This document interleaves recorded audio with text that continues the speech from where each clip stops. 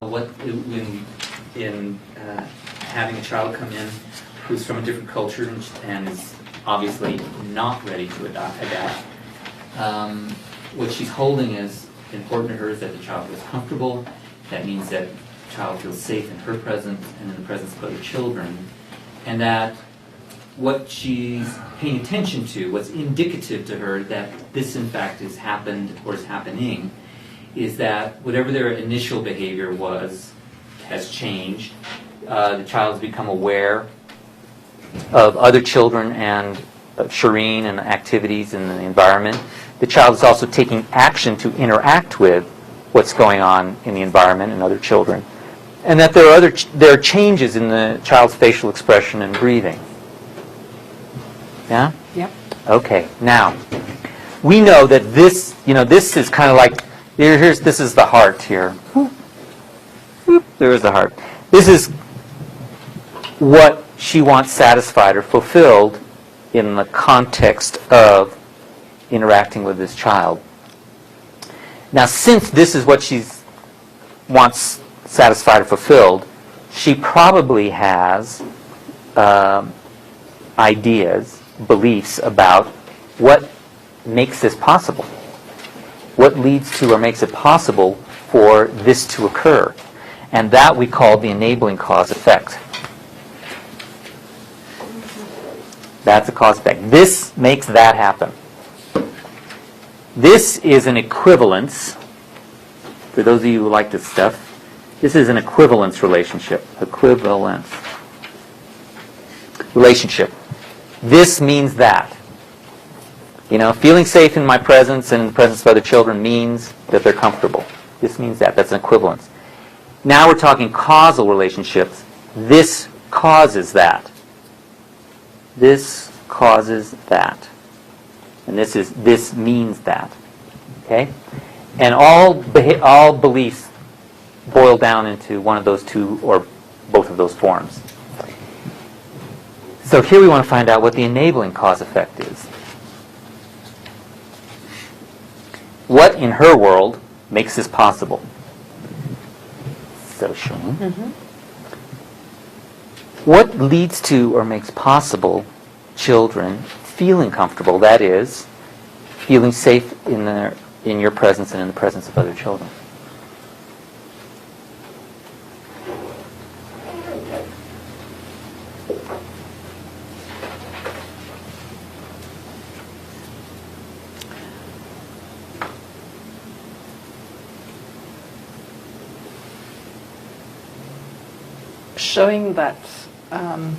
Showing interest in them, that I show interest in them. Okay, show interest in them. Mm-hmm. By actually welcoming them with a smile.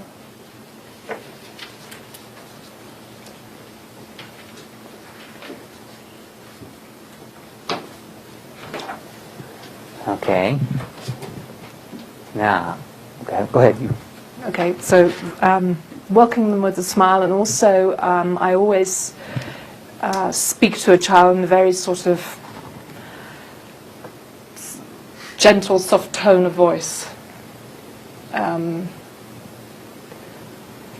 So what I actually do is I actually try to, how can I say, it's a way of welcoming them. To speak to them and to smile. It's my way of showing interest in them because they've never seen me before. This is the first encounter with me. Mm-hmm. And I always think this is very overwhelming for a child. They walk into a room and this is going to be I'm going to be their teacher for a whole year. Mm-hmm.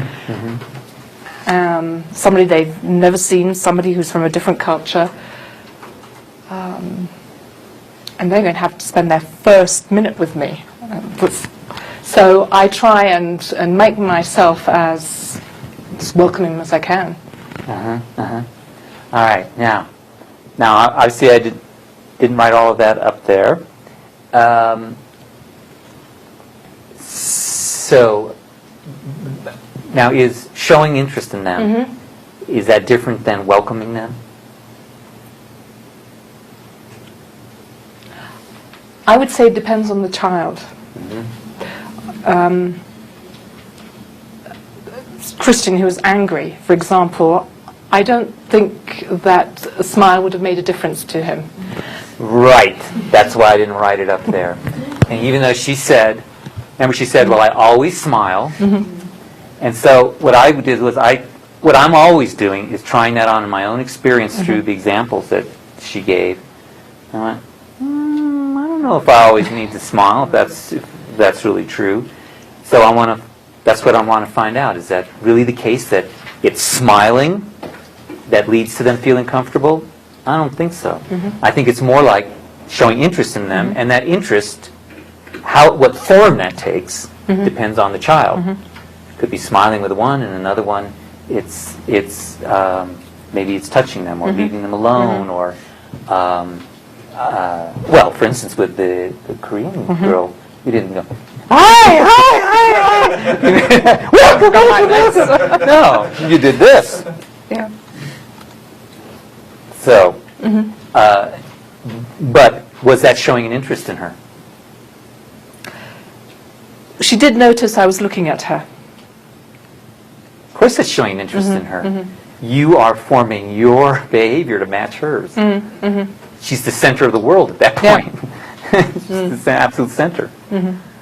So do you guys follow my thinking on this? That, at least at this point, showing interest in them seems to encompass all of the different ways, manifestations of that she's talked about. Yeah? Okay. So, let me just check with you. So, in order for a child to feel comfortable, that is, feel safe with you or the children, you need to show interest in them. Yeah. Yeah? Right. Okay.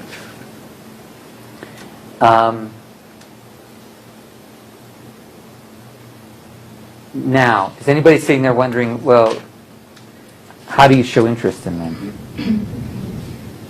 Okay. Now that how, where are we going to find out about that, probably? In their behaviors and strategies. Exactly. Behaviors and strategies. That's the how this belief gets turned into action. All right?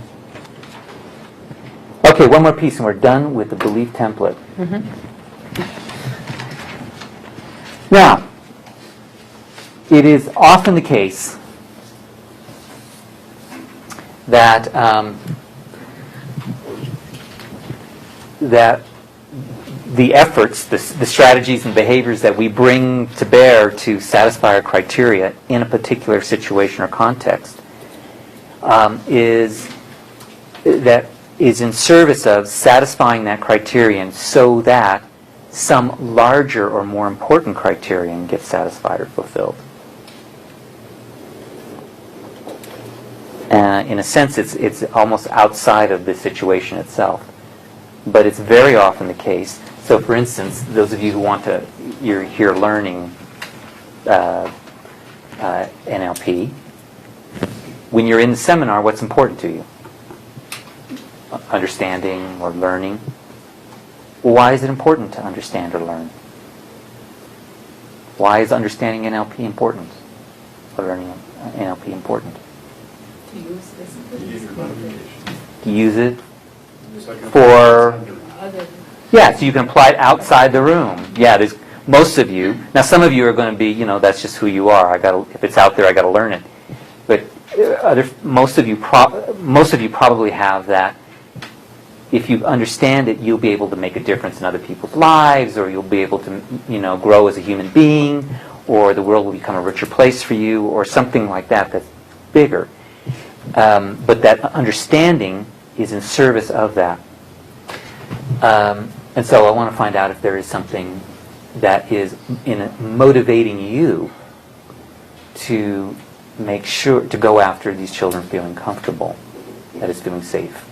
So, and we'll find out. Why is it important? Why is it important that children feel comfortable, that is, feel safe in your presence and feel safe in the presence of others?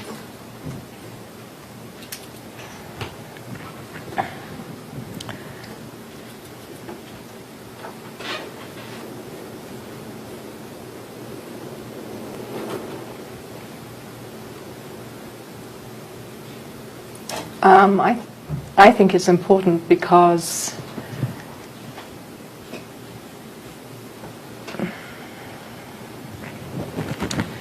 it's actually, for me, it will actually put them in a positive state of mind so that they will want to communicate with other children. So by making them feel comfortable, they will show somehow or another that they are happy. And I know that, well, I've seen from experience that children who are actually happy want to share with others in different ways. Mm-hmm. And it can be communicating, it can be playing. Mm-hmm. Now, obviously if they have the language barrier, sometimes it's just playing. Mm-hmm. Or just running around and being happy. Mm-hmm. Because that puts them in a positive condition to actually, they're ready to learn. Not only to speak, but also to adapt to a different culture. Mm-hmm. Mm-hmm. Okay, so I got a couple things out of that. Mm-hmm. One is that if children feel safe in your presence, safe in the other children, Mm-hmm. then they will be ready to learn, ready Mm-hmm. to adapt Mm-hmm. to the culture. Okay. The other thing that struck me about what you're talking about, or what you were saying, that hadn't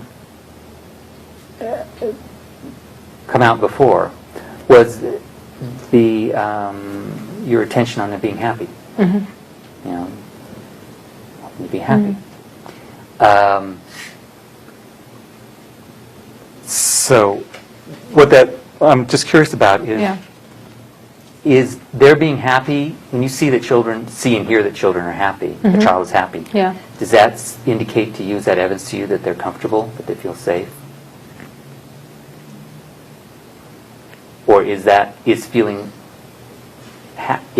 does safe lead to being happy?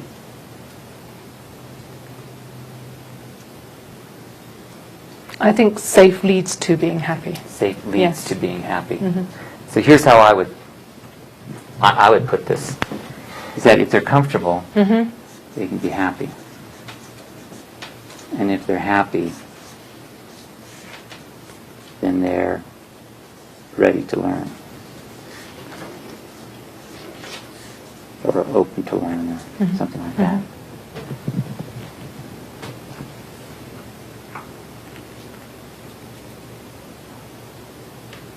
Yeah, I'm just going through my examples. That's what I want you to do.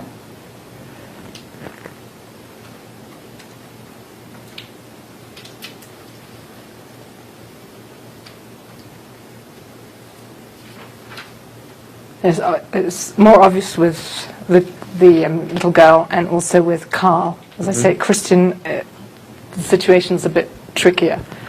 But with Tammy, for example, I actually started teaching her individually, and then I put her into a group.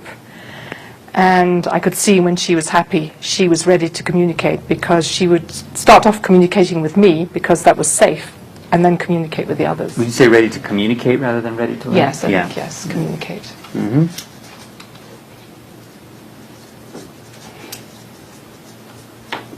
Uh-huh. Now I want to point out something that I just think is so great. Here you've got children who, whether they're, angry, crying, or sitting there like this, they're not communicating, at least not in the way that we want them to be communicating, right? They're not interacting with other children and so on. They're not communicating. And of course, it's a school, and this is the goal. You want them to communicate, yeah? But where is somebody's leaking? Somebody's leaking? The submarine is going down!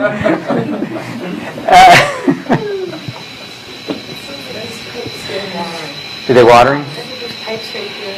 Oh, it's in the wall. Somebody's taking a shower. That's all right. We'll take a break. Let's see. Well, what I want to point out is, thank you. What I want to point out about this is that it would be very natural for any of us as teachers faced with children like this, knowing that what we want them to do is to be communicating, to put that as our focus. You know, got to get this child communicating. How do we get them to communicate? However, for her, that's at the end of a chain of cause effects where Sherene's attention is, it's on them feeling comfortable.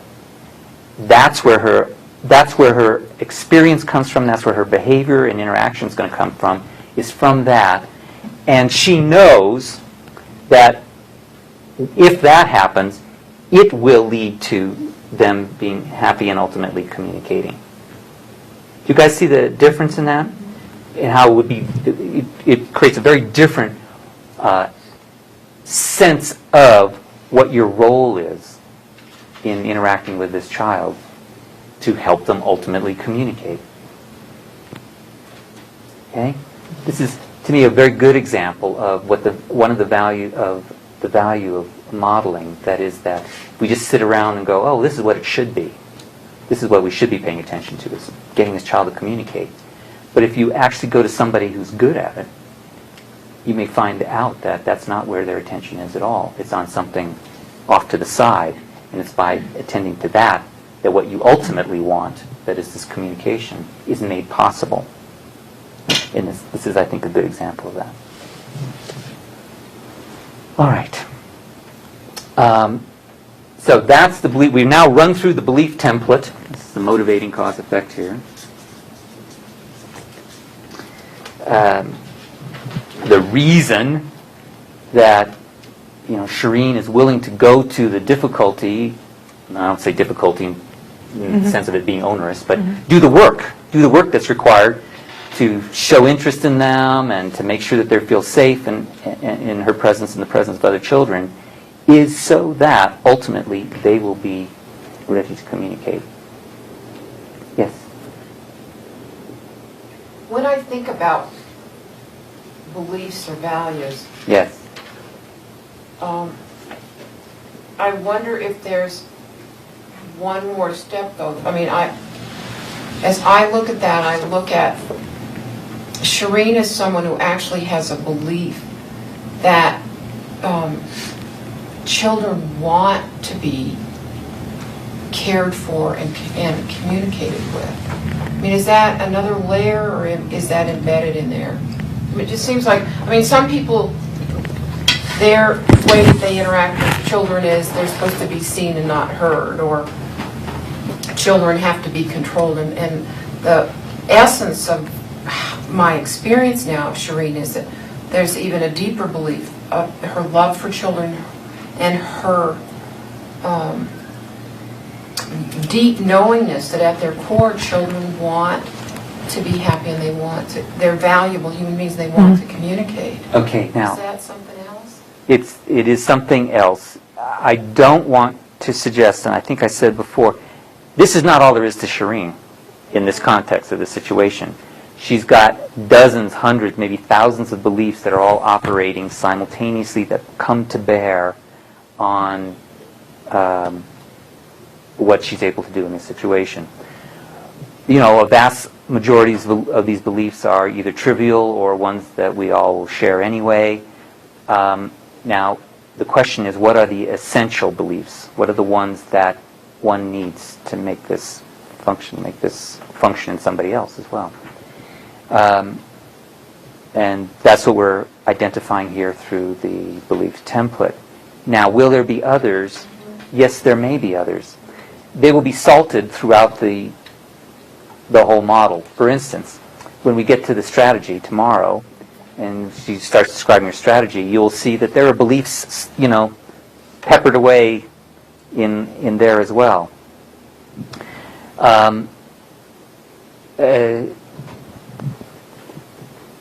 There's also, if you look at the array, you'll see there's a category at the bottom called supporting beliefs. And what supporting beliefs are, I didn't. Our supporting beliefs are these kind of epigrammatic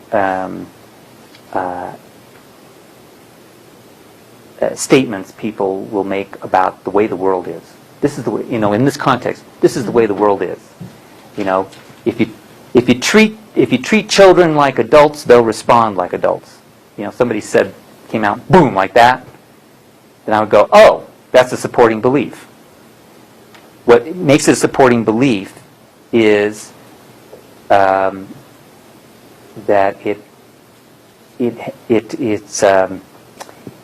it's said as though, it's offered as though this is just the way the world is. This is just the way the world is, and it has something to do with the ability, its relevance somehow to the ability. And I think some of those beliefs that you're talking about, those deeper beliefs, those underlying beliefs, those kinds of beliefs will be supporting beliefs. They'll come out as supporting beliefs. And I think if we pay attention and we listen to her as we interact with her, particularly tomorrow when we start talking about the strategy, you'll probably hear some of those supporting beliefs come out, such as, children are,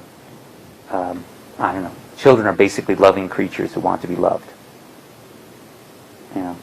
Something that comes out like that. If it comes out in that epigrammatic form, just as a statement of fact, and it's supportive or relevant to operating this ability, then it's something to capture. That's what I call supporting belief. Okay. All right. So what we're going to do now, it's time for you all to do this. What I'm going to have you do is you're going to pick a partner, and I want you to elicit from your partner, just as we were doing with Sherene, I want you to elicit from your partner the belief template. But I only want you to go one way. That is, one of you will be the exemplar, the other will be the modeler. You'll have your exemplar describe what their ability is, have them find 3 examples of that, pick your home example, and then I want you to start eliciting, I want you to elicit the belief template. So you've got the whole template out. Then what I want to do is I want to bring us back together and take some examples of your belief templates. And let's look at them or talk about them as a group so that we can all learn from each other's experiences in eliciting the belief template. Find out what difficulties you run into, what questions you have. We can all benefit from them. And then you'll go back and you'll switch around and go the other way, only this time with the benefit of the discussion that we've had. Okay? So you'll pair up with somebody. Let's see. We go till 5 o'clock, right? 5 o'clock. Let's do it this way. We're going to take a break before you begin, because that's just how the timing's going to work out.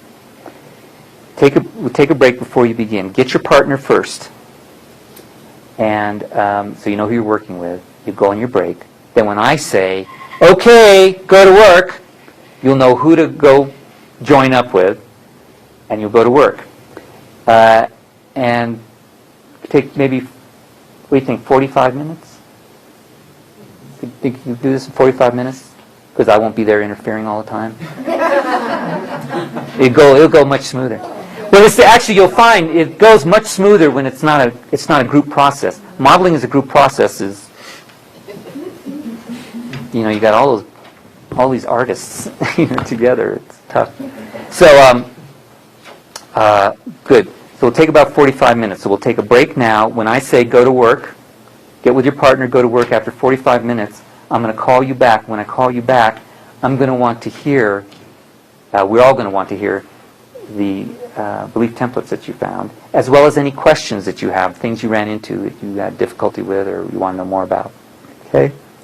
And if you get stuck or if you have questions while you're doing it, come and get me. I'll be wandering around. All right? Maybe Yes? that's a process question.